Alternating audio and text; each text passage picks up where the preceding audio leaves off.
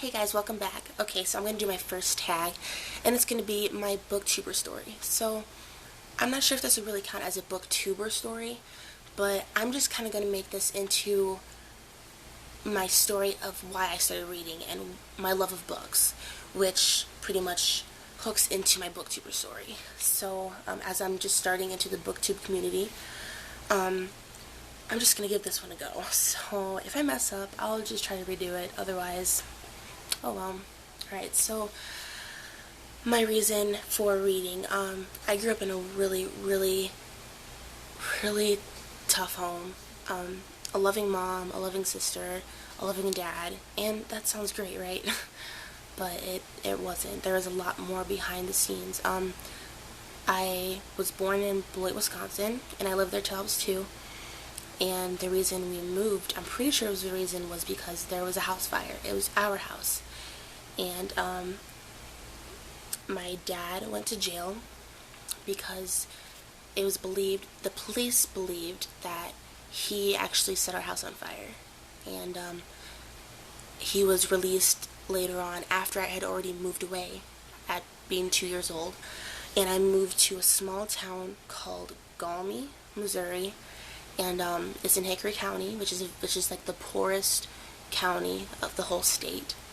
And so we moved there, and I didn't know my dad was in jail at the time. And then I don't remember being 2, honestly. I mean, who really remembers being 2 years old? But I do remember at age 3 and then up. So I'll just tell you, at age 3, I was more advanced than most kids my age. I actually went to preschool at age 3, and most people don't go till age 4 or 5 even sometimes. So I was pretty advanced, and I learned how to write my name before a lot of people did. I learned how, like, my ABCs, my 1, 2, 3s, all of that before. I knew how to count to 100 before many kids knew how to count to 10. So, I mean, it was just that tough childhood. I tried to ignore it, but it wasn't working. Learning was only part of my way of ignoring my own reality, but it was still there, you know? So at age, I would say 4 or 5, I did learn to read, and I would read all kinds of books. I know a lot of people know the Junie B. Jones series. That was my series when I was about 4 or 5 years old. Maybe 6, I'm not sure. I think I was just 5 or 6 maybe, but and by 8, I don't know how old I was, about 3rd grade. By 3rd grade, I was at a 9th or 10th grade reading level, and then by 4th grade, I was at a college reading level, and I've been at a college reading level ever since. So, and most people in my grade are still, I'm in 12th grade, I'm a senior in high school, and most people are still at 6th grade to 9th grade level of reading, and I think that's just really sad because, I'll get into that later. I just think it's really sad, but, so, the reason I started reading in the first place was not to be smarter, not to show all the other kids up and say, hey, I'm better than you, I know how to read this big of a book, when you can only read pretty much a picture book.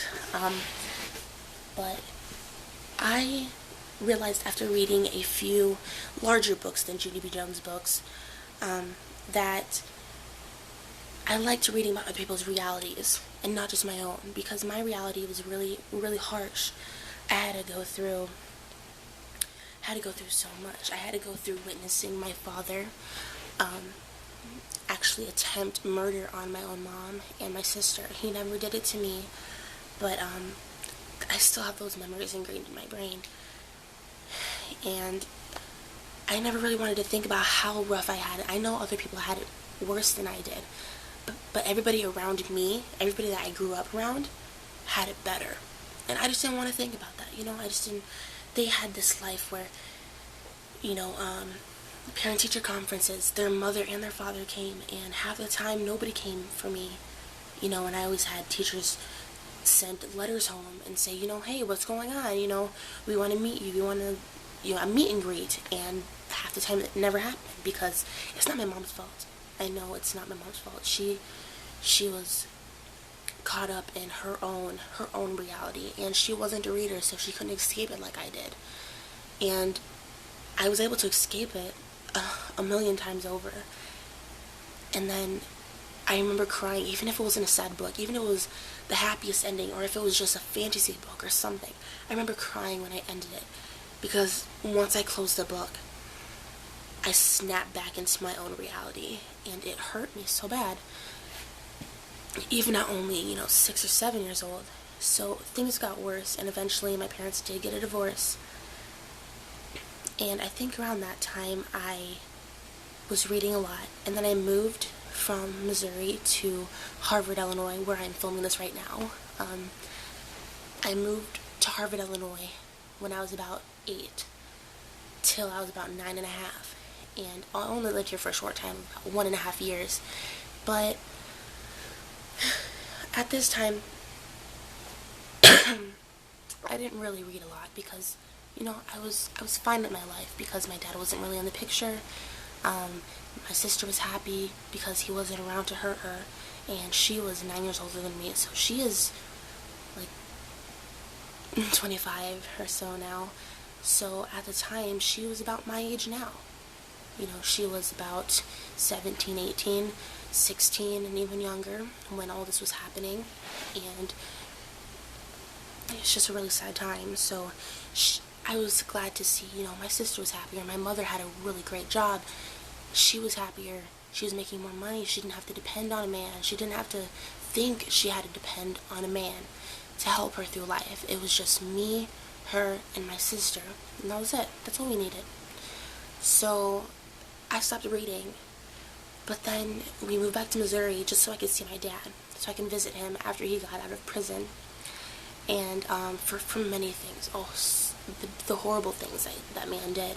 I don't even want to get into it. So basically, I moved back there for the sole purpose to see my father, but after a few visits, all I was good for was babysitting his girlfriend's son. That's all I was good for, really. So then he stopped seeing me, and I lived there for 5 years before I actually got away from there. And I was reading. I read a lot there. And, Twilight, I read that whenever it, like a couple years after it came out, maybe, before the big craze. And Hunger Games. I think Hunger Games really, really triggered my love of reading. I read it, let's see, how long ago? I am in 12th grade, and I read it in the 7th grade. And I remember I missed a day of school for English class whenever she was assigning, like reading assignments, to where you go to her bookshelf, pick a book, and you do like just a book assignment, where you write about the summary, tell what you think, book report. So I missed that day, and then the day I came back the next day, all the good books were gone, or so I thought. All the ones that I was eyeing that were well known, they were all gone. So I went to this dusty shelf that was dusty. I mean, you go, and there was this dust all over your finger, and there was this book called The Hunger Games, and I was like, what? So I read the summary, and I'm like, this sounds good. So I was reading it, and then I finished it, and then I read Catching Fire about a year and a half later when it came out, and then Mockingjay when it finally came out. I had my librarian put it on hold for me whenever they received a copy, because she knew I wanted to read it. So I remember reading the series before the whole craze, and it's still my favorite series. So that really pushed me into my love of books. So I started a blog, and I post reviews on there, and I mean, I think it helps me, even whenever I review a book, it helps me realize why I love them in the first place. Doesn't matter what the story's about, I will always appreciate a book, even if I give it 1 star or 5 stars. I will always appreciate that book, because it gave me a chance to escape from my own reality. And being a booktuber and in this booktube community gives me a chance to escape this reality into this reality. And many of you guys won't understand that, but I know a lot of you guys out there will understand, because a lot of us read to get away.